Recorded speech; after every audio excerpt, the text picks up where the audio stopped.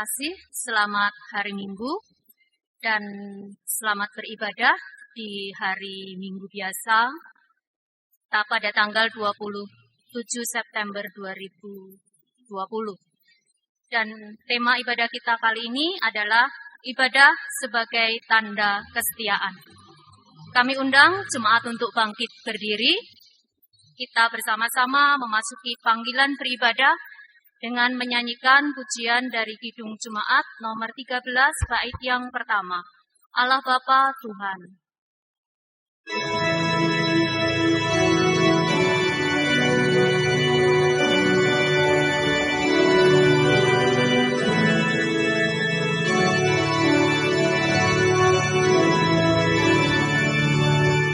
Allah Bapa Tuhan, dimuliakanlah nama-Mu. Allah Bapa Tuhan, dimuliakanlah nama-Mu. Langit bumi ciptaan-Mu, kami pun anak-anak-Mu. Datanglah dengan kasih-Mu. Ibadah kita awali dengan pengakuan kita demikian.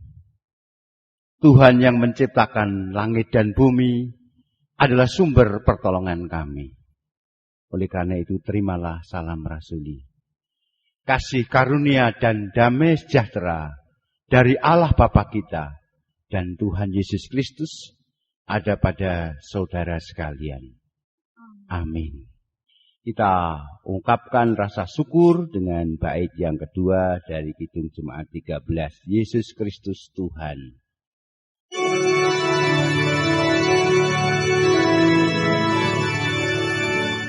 Yesus Kristus Tuhan yang membawa keselamatan. Yesus Kristus Tuhan yang membawa keselamatan, lahir dalam dunia ini, mati tapi bangkit lagi. Kaulah juru selamat kami. Kita masuk pada pengakuan dosa.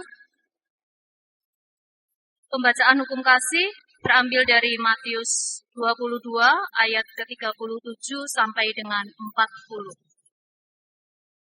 Jawab Yesus kepadanya, "Kasihilah Tuhan Allahmu dengan segenap hatimu, dan dengan segenap jiwamu, dan dengan segenap akal budimu. Itulah hukum yang terutama dan yang pertama. Dan hukum yang kedua, yang sama dengan itu ialah, kasihilah sesamamu manusia seperti dirimu sendiri. Pada kedua hukum inilah tergantung seluruh hukum Taurat dan kitab para nabi." Kita nyanyikan Kidung Penyesalan Dosa dari Kidung Jemaat nomor 27, bait yang kedua. Meski tak layak diriku.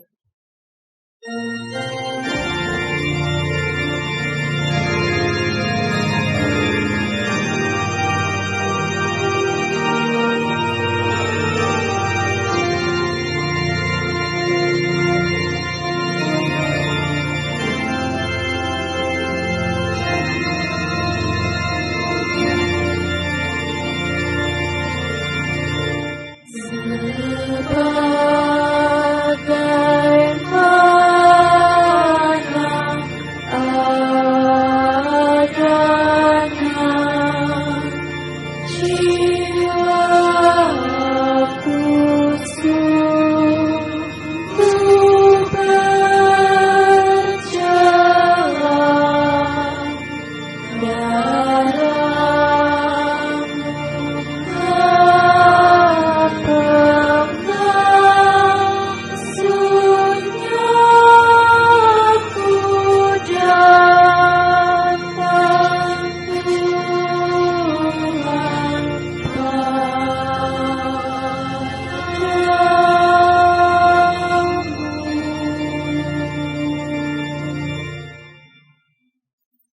Berita anugerah dari Tuhan akan kita terima bersama-sama yang diambilkan dari Keluaran 17 ayat 1 sampai ke 7.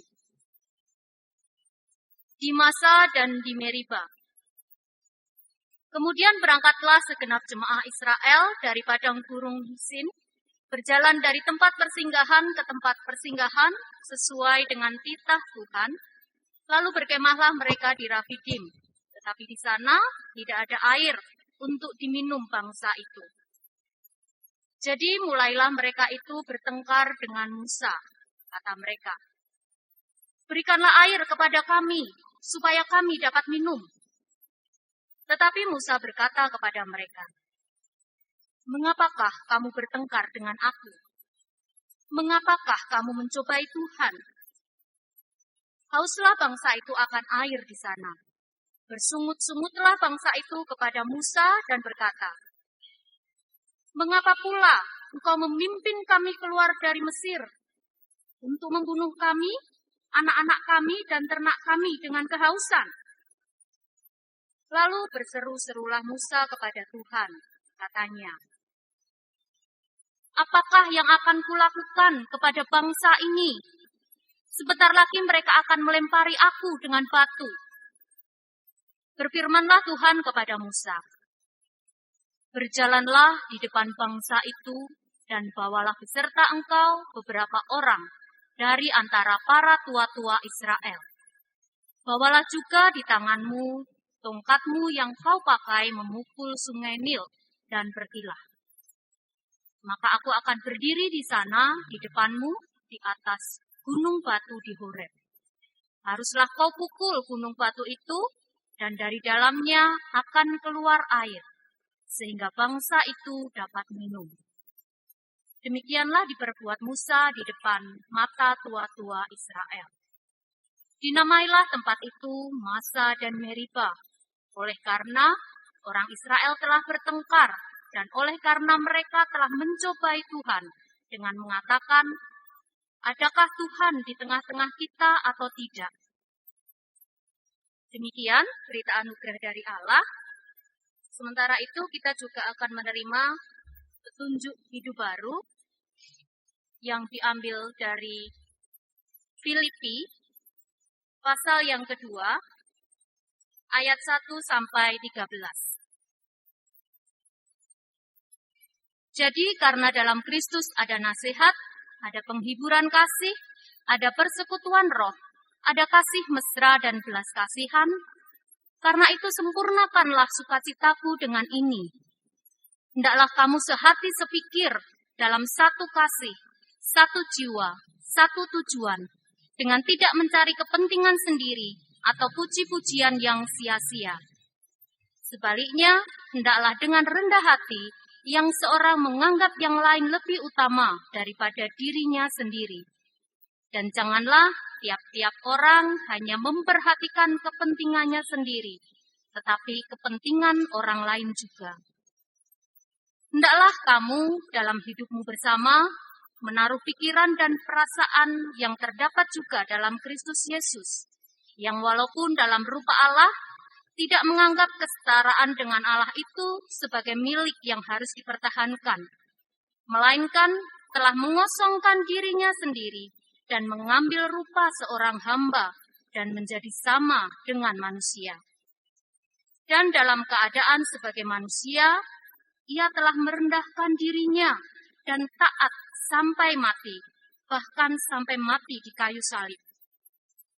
Itulah sebabnya Allah sangat meninggikan dia dan mengaruniakan kepadanya nama di atas segala nama, supaya dalam nama Yesus bertekuk lutut segala yang ada di langit dan yang ada di atas bumi dan yang ada di bawah bumi.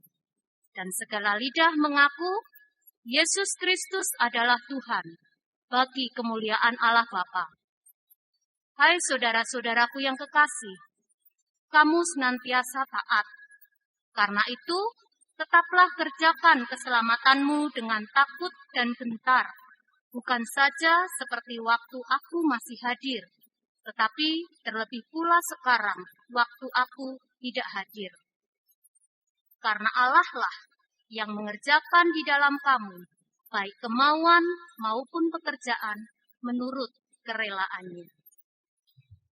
Jemaat yang terkasih, kami undang bangkit berdiri.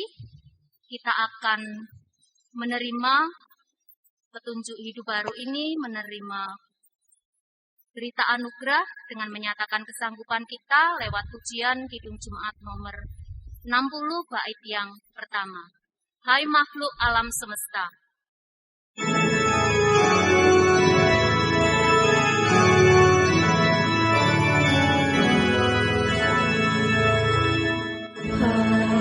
Makhluk alam semesta, Tuhan Allahmu pujilah, haleluya, haleluya. Surya perkasa dan terang, chandra kartika cemerlang, puji Allah tiap kala. Haleluya, haleluya, haleluya.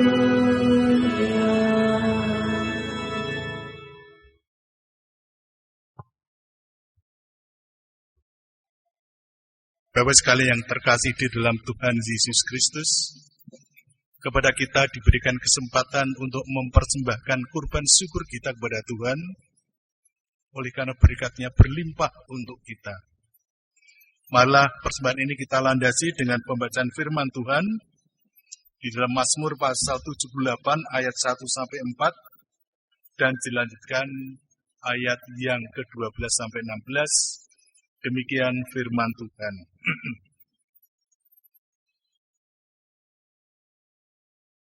Pasanglah telinga untuk pengajaranku, hai bangsaku. Sendengkanlah telingamu kepada ucapan mulutku. Aku mau membuka mulut mengatakan amsal. Aku mau mengucapkan teka-teki dari zaman purbakala, yang telah kami dengar dan kami ketahui, dan yang diceritakan kepada kami oleh nenek moyang kami. Kami tidak hendak sembunyikan kepada anak-anak mereka, tapi kami akan ceritakan kepada angkatan yang kemudian puji-pujian kepada Tuhan dan kekuatannya dan perbuatan-perbuatan ajaib yang telah dilakukannya. Di hadapan nenek moyang mereka dilakukannya keajaiban-keajaiban. Di tanah Mesir, di padang Suan, dibelahnya laut, diseberangkannya mereka, didirikannya air sebagai bendungan, dituntunnya mereka dengan awan pada waktu siang, dan semalam suntuk dengan terang api. Dibelahnya gunung batu di padang gurun, diberinya mereka minum banyak air seperti dari samudera raya, dibuatnya aliran air keluar dari bukit batu, dan dibuatnya air turun seperti sungai. Mari kita iringi persembahan ini dengan menyanyikan Kidung Jemaat nomor 439, bait yang pertama.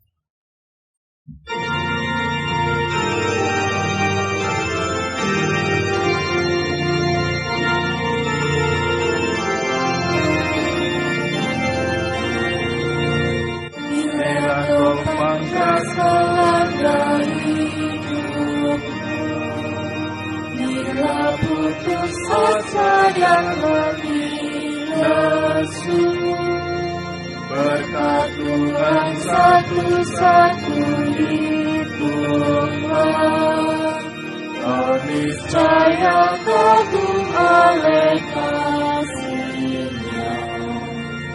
Berkat Tuhan mari hitunglah, kau kan kagum oleh kasih-Nya. Berkat Tuhan mari hitunglah, kau niscaya kagum oleh kasih-Nya. Mari kita kita bangkit diri untuk bersama-sama mempersembahkan korban ini di dalam doa. Bapa dalam surga, kami ucap syukur oleh karena berkat yang sudah Bapa limpahkan kepada kami begitu besar di dalam kehidupan kami. Dan kami pun boleh mempersembahkan sebagian kecil berkat yang sudah Bapa limpahkan kepada kami.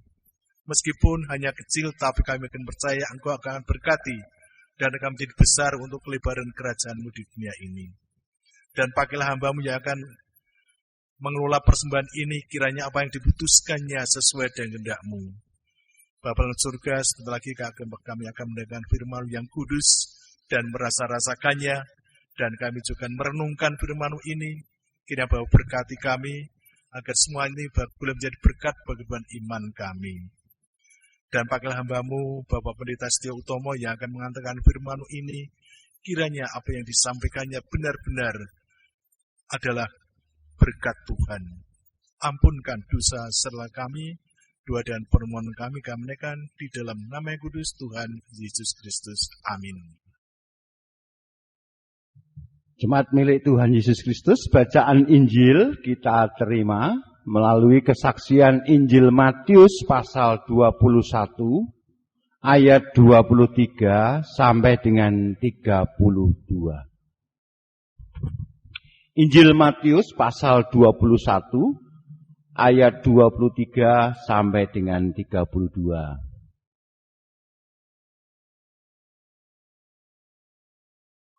Lalu Yesus masuk ke bait Allah. Dan ketika ia mengajar di situ, datanglah imam-imam kepala serta tua-tua bangsa Yahudi kepadanya dan bertanya, dengan kuasa manakah engkau melakukan hal-hal itu? Dan siapakah yang memberikan kuasa itu kepadamu? Jawab Yesus kepada mereka, aku juga akan mengajukan satu pertanyaan kepadamu. Dan jikalau kamu memberi jawabnya kepadaku, aku akan mengatakan juga kepadamu, dengan kuasa manakah aku melakukan hal-hal itu.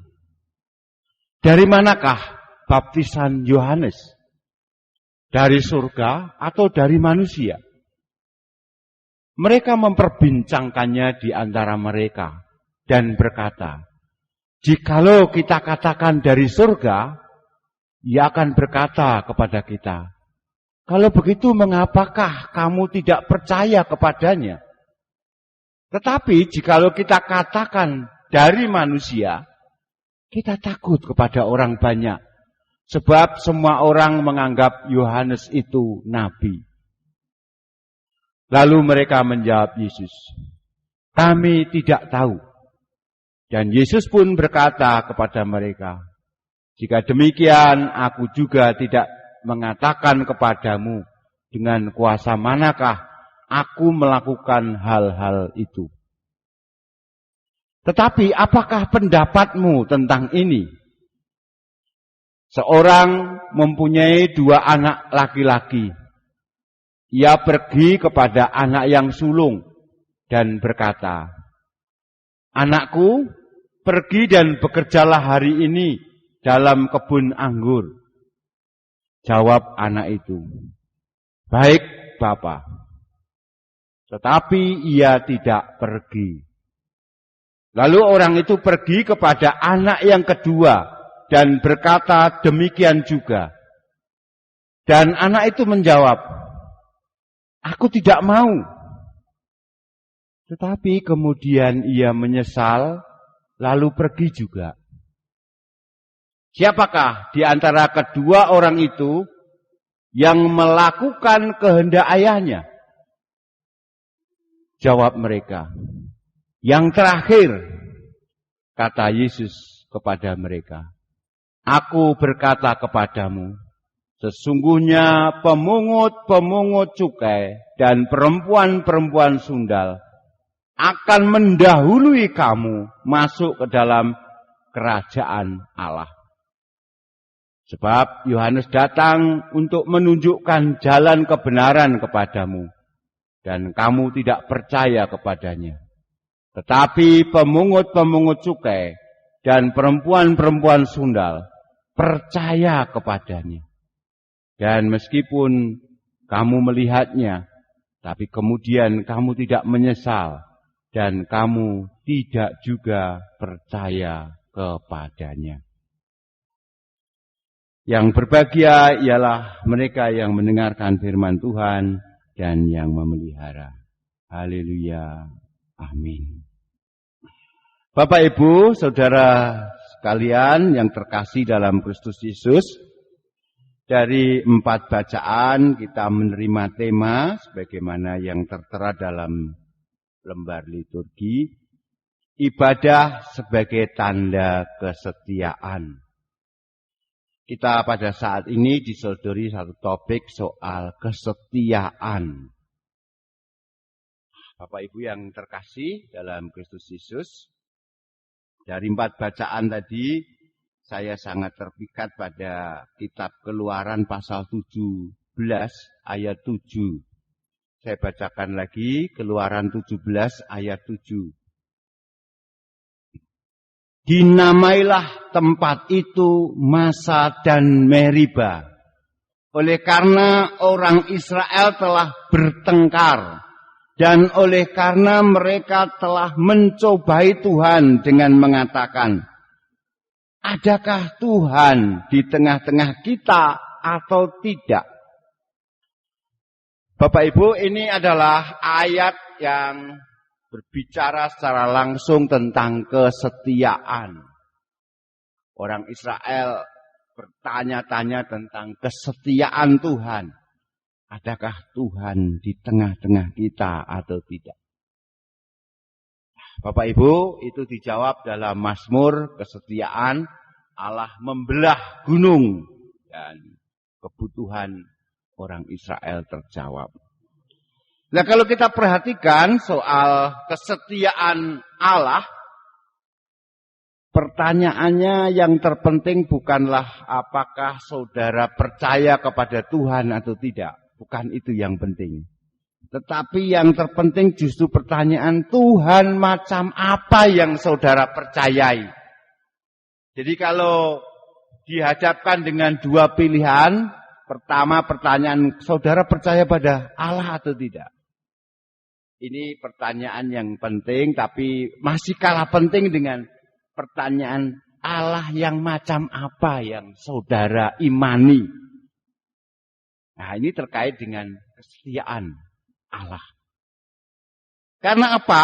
Mengapa kok pertanyaan tentang Allah yang macam apa yang kita percaya? Gambaran kita tentang Allah itu sebenarnya membentuk seluruh pemahaman kita.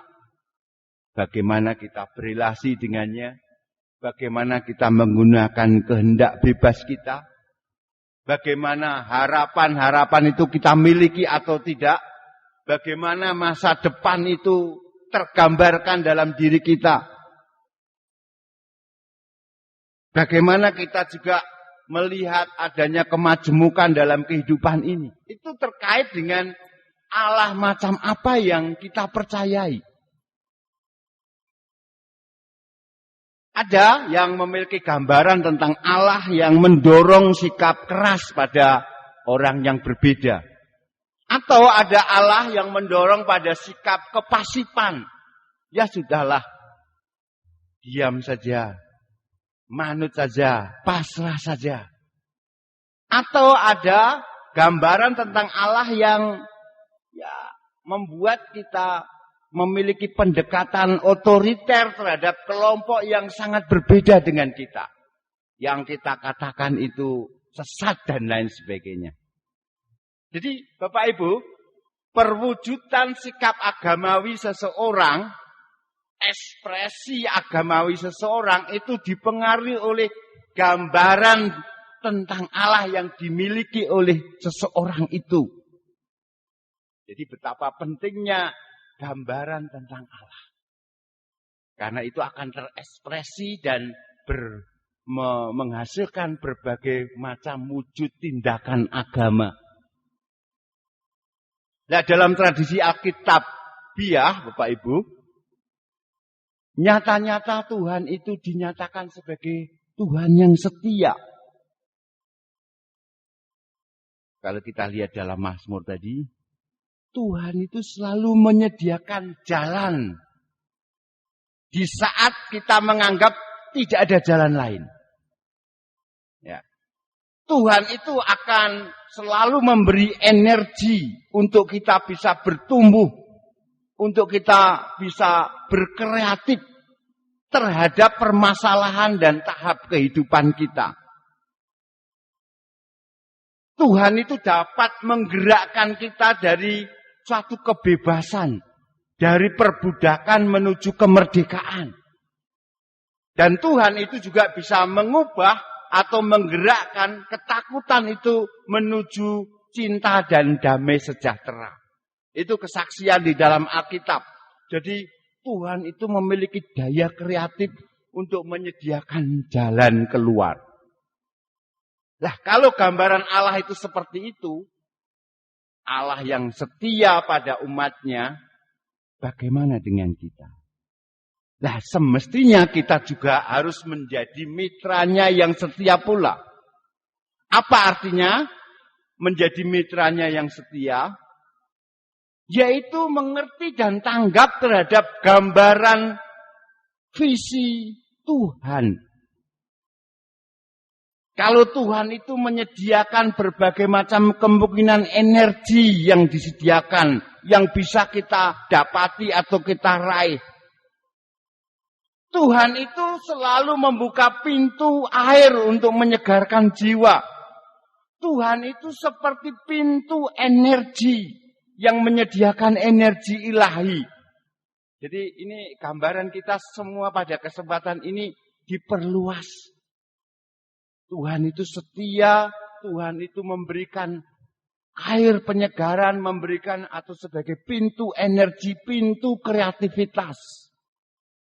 Sehingga kita dapat melakukan sesuatu yang dulu tidak bisa kita bayangkan. Dulu tidak bisa kita impikan, dulu tidak mungkin. Nah, Tuhan yang memungkinkan semuanya itu. Jadi pada kesempatan ini Tuhan mengundang kita untuk mencoba memperluas ruang lingkup kreativitas dan kebebasan kita. Baik sebagai pribadi maupun sebagai lembaga. Artinya apa? Ada reservoir, ada sumur energi, sumur yang selalu tersedia untuk yang berlimpah untuk kehidupan kita. Mari kita cermati dalam bacaan-bacaan kita. Itu tema besarnya, itu uraian intinya. Mari kita lihat dalam bacaan-bacaan kita. Dalam pembacaan kitab Keluaran, sekali lagi kita diperhadapkan dengan bangsa Israel yang takut kalau Tuhan telah meninggalkan mereka. Ditinggalkan yatim piatu, ditinggalkan di padang gurun. Padahal senegasi ada tanda-tanda Tuhan yang amat kuat menyertai mereka. Oleh karena itu mereka sebenarnya lebih siap untuk tidak meneruskan perjalanan ke tanah Kanaan. Tapi mereka lebih siap untuk kembali ke perbudakan. Oleh karena itu mereka berteriak, mereka menentang Musa, mereka mengancam untuk membunuhnya. Jadi Musa mengatakan, mereka akan melempari aku dengan batu-batu. Ya ini karena apa saudara kasih?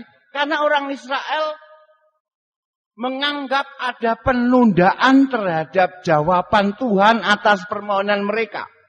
Jadi saya gambarkan Israel ini seperti anak kecil yang meminta sesuatu, lalu permintaannya itu ditunda jawabannya. Ya sebagai anak kecil yang manja, ya marah-marah dan sebagainya. Ya, sampai mengancam mau membunuh Musa. Jadi mereka orang Israel ini ada di dalam permohonan supaya kebutuhan mereka segera dijawab. Lalu mereka marah. Nah dari konteks cerita ini, bacaan Keluaran ini kita dapat dengan mudah kita terapkan dalam kehidupan pribadi kita, dalam kehidupan jemaat kita. Saat permohonan kita ditunda jawabannya. Saat apa yang kita inginkan kok tidak segera terwujud. Saat kita merasakan Tuhan seolah-olah tidak peduli pada kita. Saat Tuhan menunda jawaban. Atau saat kita melihat kelangkaan di sekitar kita. Lalu seperti Israel atau seperti anak kecil tadi kita panik. Kita berasumsi kita sedang menuju kemunduran. Menuju pada kematian atau kehancuran. Padahal sebenarnya anak kecil tadi atau Israel tadi tidak sadar. Kita itu dikelilingi dengan sumber daya. Kita ingat. Minggu kemarin burung puyuh roti mana. Hidup mereka dikelilingi dengan sumber daya yang mereka perlukan untuk kesejahteraan mereka. Hidup gereja kita dikelilingi oleh kesejahteraan untuk misi dan tugas gereja. Nah, demikian juga pada saat pandemi ini. Kita merasa seolah-olah kita hanya di padang gurun kelangkaan. Kita tidak sadar di sekeliling kita itu ada sumber energi ilahi. Jadi saat kita bertanya, kapan ya Tuhan ini akan membuka jalan? Jalan ini sedang buntu. Gimana ya sumber daya Tuhan itu muncul supaya kita tetap sejahtera? Ini pertanyaan yang menggema di sekitar kita. Caranya agar kita bisa segera menemukan adalah Israel melalui pemazmur tadi mengatakan, ingatlah kembali karya Tuhan yang menakjubkan dalam kehidupan kita. Jadi mengingat ini adalah sebuah tindakan positif. Dengan mengingat kita disadarkan bahwasanya kita bisa berubah dari arus kelangkaan menuju arus kelimpahan. Di arus perbudakan menuju arus kemerdekaan. Dari arus kekurangan menuju arus kelimpahan. Ini yang bisa kita pelajari dari bacaan Keluaran. Sementara itu kalau kita baca dalam kitab Filipi sering kasih, di sana kita diajak untuk belajar bagaimana Tuhan Yesus mengosongkan dirinya, melepaskan egonya untuk mengalami pertolongan Allah. Supaya dia bisa setia pada karya Allah. Jadi kita bisa belajar bagaimana untuk bisa setia pada karya Allah. Dan kesetiaan Allah menghasilkan keselamatan. Jadi dari surat Filipi ini sebenarnya ada satu hal yang sangat mendalam tentang kehadiran Allah di dunia ini. Sebenarnya Yesus sudah menjelma, sudah berinkarnasi, bahkan inkarnasinya dalam empati, berelasi dengan hubungan dengan manusia. Yesus sudah menjadi salah satu dari kita. Ia mengalami suka dan duka kita. Ia meruntuhkan penghalang antara manusia dan Allah. Ia mengangkat manusia menjadi putra Allah yang punya daya kreativitas, kebebasan, dan hak pilih. Jadi sebenarnya ada banyak daya kreatif yang bisa kita ambil dari semangat Tuhan Yesus. Artinya apa? Semakin besar kesempatan dan peluang kita untuk bisa seperti Kristus mewujudkan kehendak Allah di bumi ini. Ini merupakan upaya kesetiaan Kristus. Nah sekarang mari kita lihat pada bacaan Injil. Menarik sedang kasih.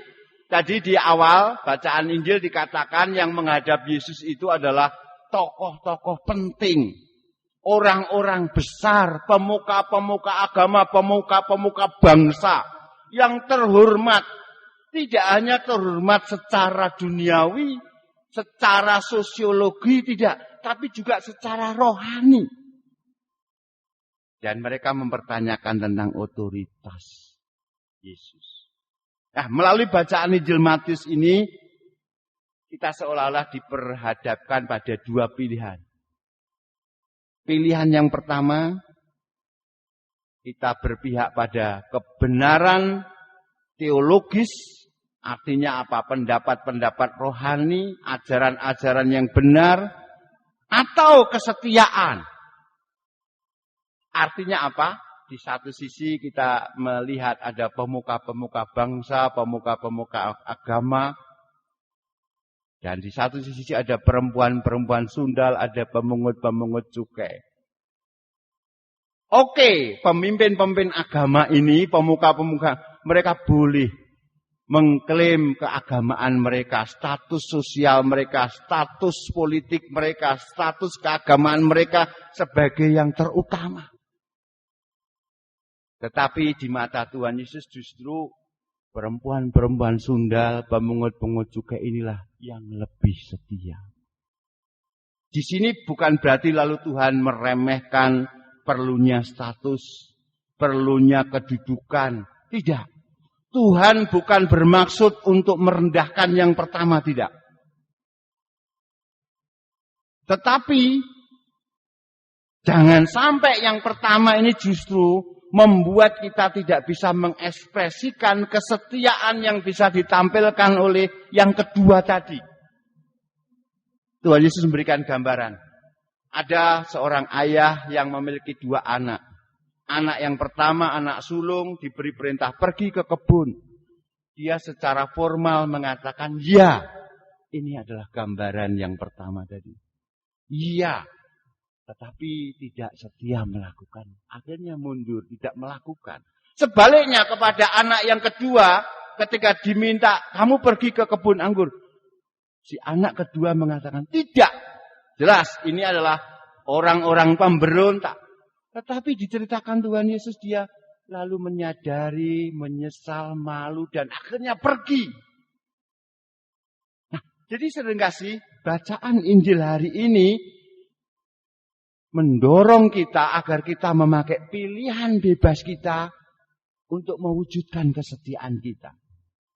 Karena apa pada dasarnya Tuhan terus-menerus memberi kesempatan. Baik kepada golongan yang pertama maupun golongan yang kedua. Mendorong kita, meskipun kita maju, gagal, maju, tidak sempurna, tetapi terus kita pakai untuk mengekspresikan kesetiaan. Ada satu pepatah yang sangat bijak. Sesuatu yang terbaik dari kegagalan atau kebuntuan. Jadi kalau kita pernah mengalami kegagalan atau kebuntuan, kita harus ingat yang terbaiknya. Apa yang terbaik?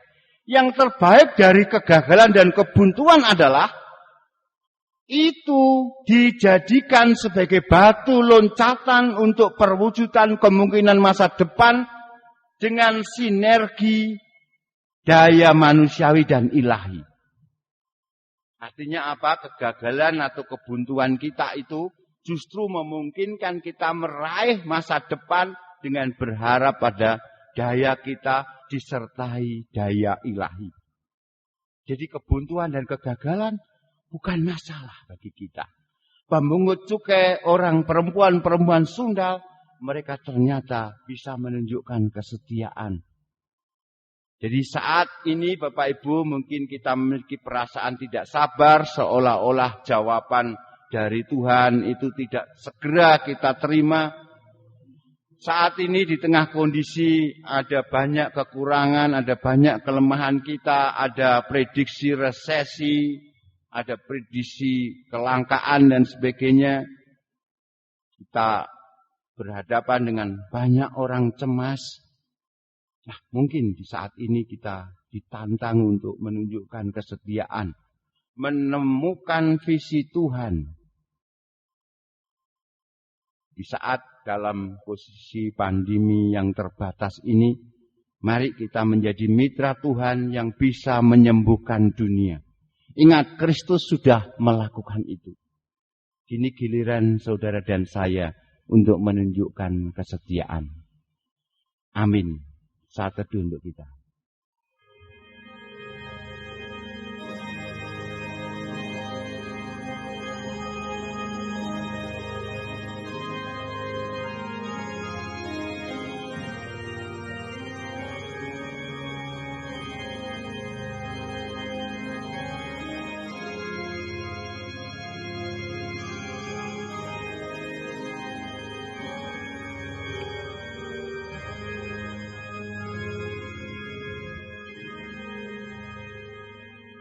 Kita berdoa.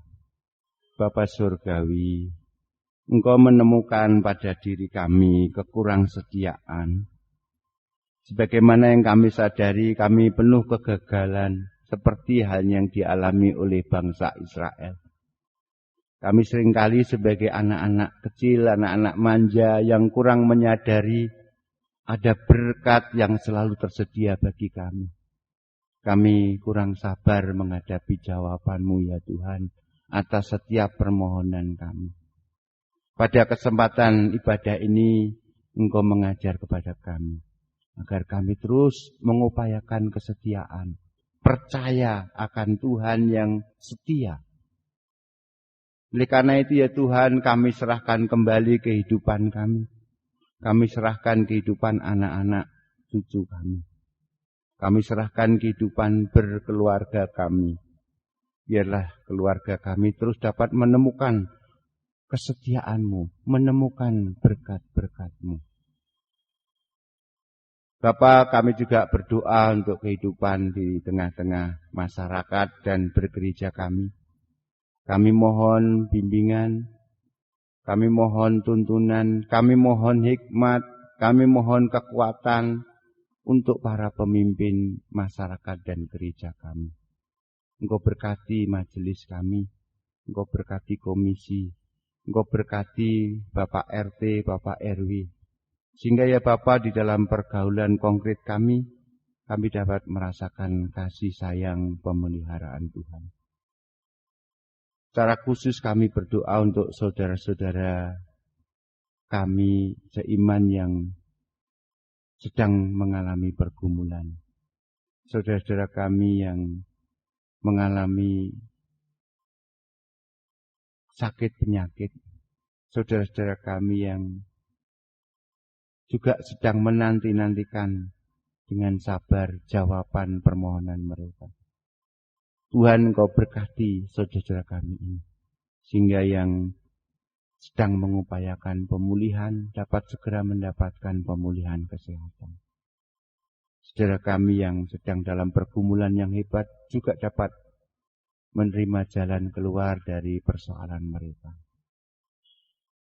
Bapak, kami juga berdoa untuk kehidupan berbangsa dan bernegara kami. Tuhan tolong Bapak Presiden, sampai dengan Bapak Kepala Desa, Bapak Lurah.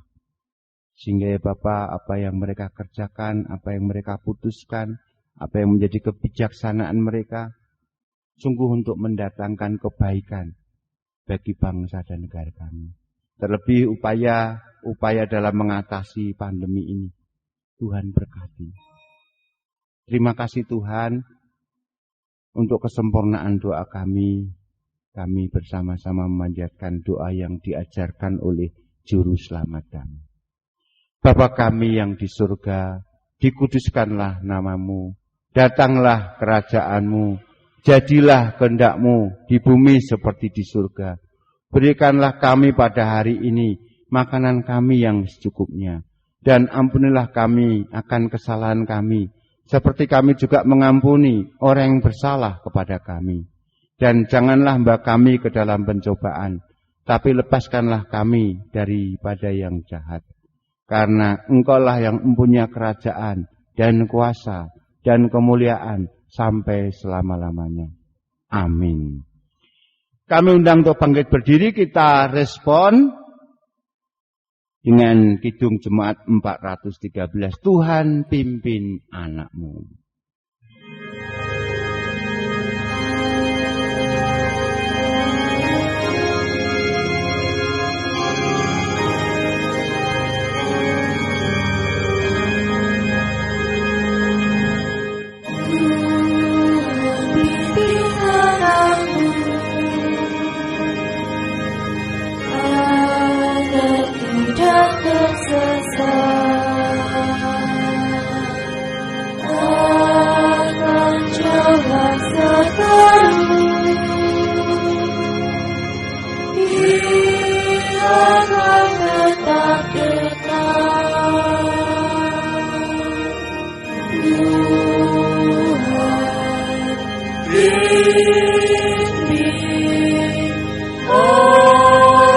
Hidup menderita.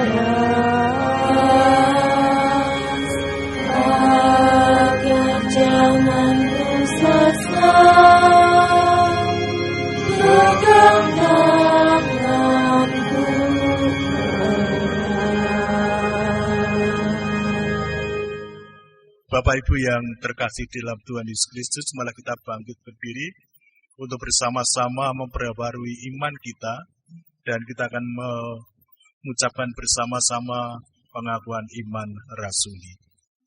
Aku percaya kepada Allah Bapa yang Maha Kuasa, Khalik langit dan bumi, dan pada Yesus Kristus, Anak yang tunggal Tuhan kita, yang dikaruniai daripada Roh Kudus, lahir dari anak darah Maria, yang menderita di bawah pemerintahan Pontius Pilatus, disalibkan, mati dan dikuburkan, turun ke dalam kerajaan maut.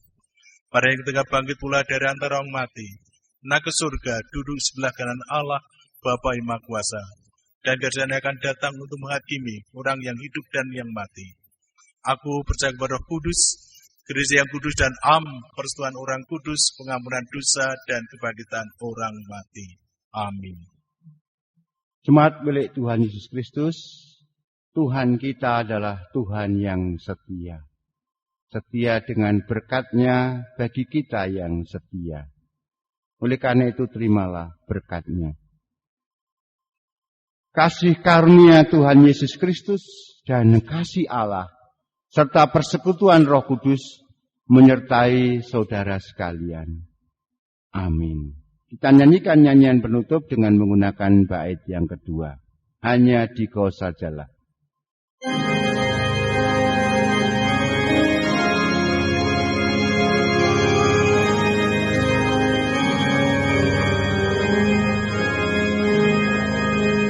Hanya di Kau sajalah perlindungan yang teguh. Bila hidup menekan, Kau harapanku penuh. Tuhan, pimpin arus hidup menderas, agar jangan kau sesat.